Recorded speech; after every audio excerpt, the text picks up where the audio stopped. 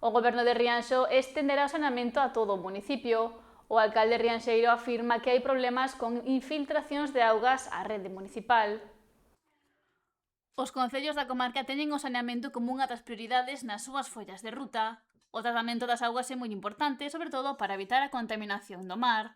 O alcalde de Rianxo, Julián Bustelo, apunta que os investimentos nesta materia son esenciais para manter limpas as augas. Cabe duda que o saneamento ou a falta de avances en algúns casos pois, causa perxuixos tanto directamente no mar como nos ríos que acaban desembocando no mar. Non?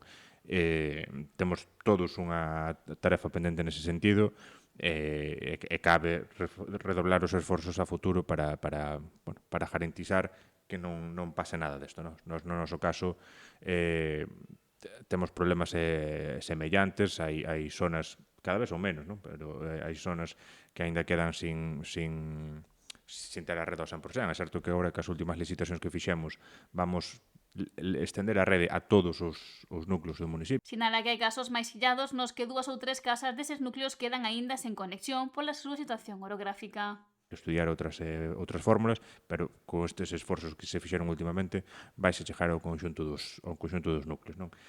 Seguimos tendo un problema moi alto coas infiltracións de auga á nosa rede. A maioría dos bombeos están situados a carón do río e, por tanto, nos momentos de máis chuvia do ano, temos moitísima infiltración de augas brancas á rede e iso causa-nos a nós un enorme persuixo, un enorme custo na depuradora e tamén vai en contra do seu correcto funcionamento.